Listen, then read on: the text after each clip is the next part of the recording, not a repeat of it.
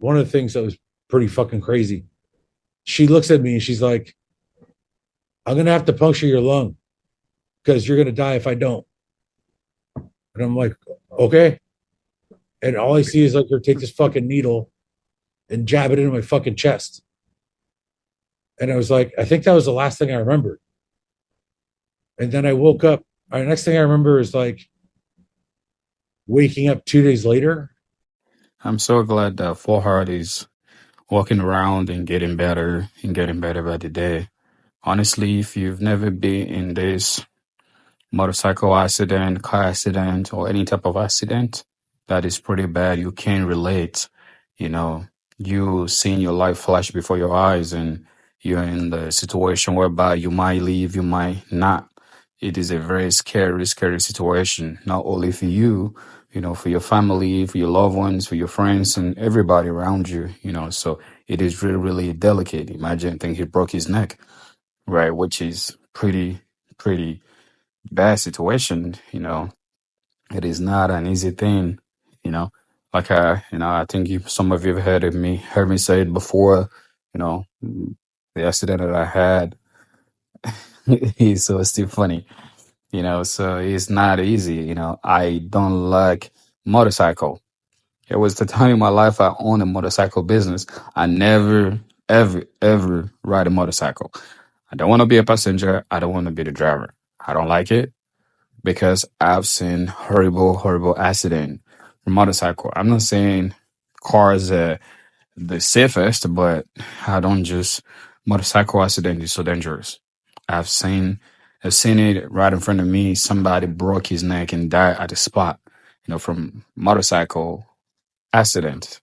And you see one of the thing like he shocked me to my bone marrow, and I never ever ride a bike because I don't like it. Like I said, I don't want to be a passenger and I don't want to be the driver either. So even when I'm driving, I see them, I try as much as possible to stay away from their lane. I don't like to ride behind them. I don't like to ride ahead of them. So let's keep running off prayers. Ron is currently under a close medical care, and while his condition remain delicate, we are encouraging to share that he is awake, aware, and full conscious. And the medical team continue to work diligently to identify the source of the infection. Ronnie is undergoing two advanced damn, procedures. We write these to help determine the root cause. This is critical period in recovery, and more than ever, Ronnie need our collective strength, positive, and prayers. He's always been a fighter, and with all of us standing beside him, we know he will face this battle with the same courage and determination that he has in his life. Yeah, we need to keep this man in his prayer. This is according to his family. This man has gone through a lot, sacrifice for the sport of bodybuilding, and that took a lot out of his life. I know some of you would say, "Oh, yeah, he was what he wanted." Yeah, but if not for men like this, the sport wouldn't be where it is today. That some of us have benefited from, and we love to compete and stuff like that. Let's keep this man in my prayer. I'm still keeping in my prayers. And please, guys, don't forget to subscribe, share, comment, and let me know what you guys think in the comment section below. This is the exercise that I did yesterday. These have been my goal to exercise. You know, for those of you that know, I have a fracture right collarbone, and I'm trained very safe and smart these days. I'm the guy that never ever like bands, but it is very, very good. It's good to, I think it's wise to train smart and safe. You know, I think he's very, very stupid to be throwing this heavyweight all about and trying to do this and do that. We see what this weight have done to a lot of people. You know, serious pec tear, all kind of injury, surgeries and stuff like that, career-ending injuries. I think it's very, very important for us to train safe, especially if you're a bodybuilder. And at the end of it, when you walk on the street, nobody asks you, nobody care how much weight you lift, right? I know randomly people ask what you lift, because they're just curious based on how you look. They feel like hey, you're supposed to be lifting the whole house or the whole Tower of Babylon, whatever. So for me, I pull this strap, this band. So, just in case of incasity. And at the same time, I love to use smith machine these days because smith machine is easy to get off and get in. Like if you're in a regular machine, you try to balance your back, catch your back, set your feet and stuff like that. But with smith machine, you're already locked in. And if you feel some type of way, you can easily just rack it and get off under it, right? So you don't have to hurt yourself. So guys, be train smart.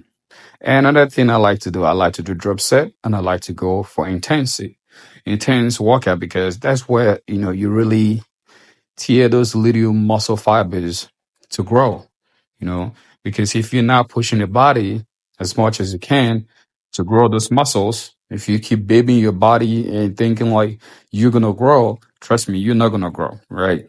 It is very, very essential for you to use a weight that you know your body can handle for a good amount of numbers, right? I'm at the range of 15 to 20 reps. That's where I like to keep my numbers and push as much as my muscle can push, as much as my body can handle, and just keep. That's the only way you can make a progress.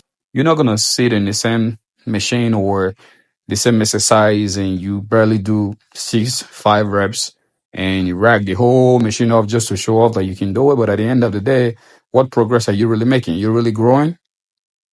That's the question. Are you really growing? Month to month, year to year, are you making improvement? I've seen the improvement that I've made from last year to this year. I've come back into training a little bit harder, less than 2 years now, and I'm seeing the difference in my body. I see how my body has grown because of the intensity that I train with. I'm not saying I'm the smartest or I know everything, but what I'm saying is I know how my body functions. I know exercise that can work for me. A lot of people like to say all kind of things on the internet because funny enough, when you look at these people that say most of these BS, they are regular people. What I mean by regular people, they don't have never lived good amount of weight in their life, So I don't really care about what people say. Like the flat bench press, right? I'm on a spin mission. I still have a band on it and I have somebody to squat me because you know why? I don't want to play with my body. I don't want to compromise my joints. I don't want to do that because at the end of the day, once you have a pec tier, you have a chest tier, whatever tier you got, you done. Your body is never going to remain the same. And now that is going to traumatize you from you training the way you're supposed to. So the whole purpose of me having this guy to stay by my side is because if I'm struggling, so he can help me get the weight. And you don't have to, it's not about ego. Trust me, you have to leave your ego by the door when you walk in. That's what I do when I walk into the gym. The little ego that I have, because we all got one, I leave it by the door. It's like an asshole. We all sitting on one. So don't get it twisted. Leave these impressing chicks around you and impressing dudes around you, your friends. I've learned in a hard way. I've had multiple injuries, I had accidents and all of that, just trying to show off I'm strong. Yes, everybody know you're strong. Only do it when your body feels like it. You see, this dude by the left that is helping me strap it, we didn't hit it. I didn't even call him, but he saw it like, okay, oh no, okay, let me help them to strap that weight. Because you know why? Real recognize real. That's one thing I like about my gym. Everybody help each other out. Acting like, oh, this is Los Campos gym in Minnesota. You come to Minnesota, trust me, you want to come to the gym to work out. It's the best gym in Minnesota, one of the best in the United States. So it's just the intensity. I just wanted the intensity. I just wanted to pump that muscle fibers whereby when I get off, I can barely catch my breath. But not to a point whereby I can't catch my breath. I'm trying to kill myself, but whereby those muscles in my arm is fried. It just got hooked on it. So I just like, okay, gotta leave it right there. You know what I'm saying? So you have to make sure you're training your muscle fiber in a way. This is my last set. I only did 3 exercises for chest. 3 exercises. That was it. And I had a crazy pump. So guys, give this workout a try and let me know what you think. Let me know what you guys think. Comment section below. And please, let's keep Ronnie and Fouad in our prayers. These guys have contributed to bodybuilding tremendously, and even Fouad, promoting shows and helping athletes, giving them deals. supplement deals and all that. So let's keep them in our prayers.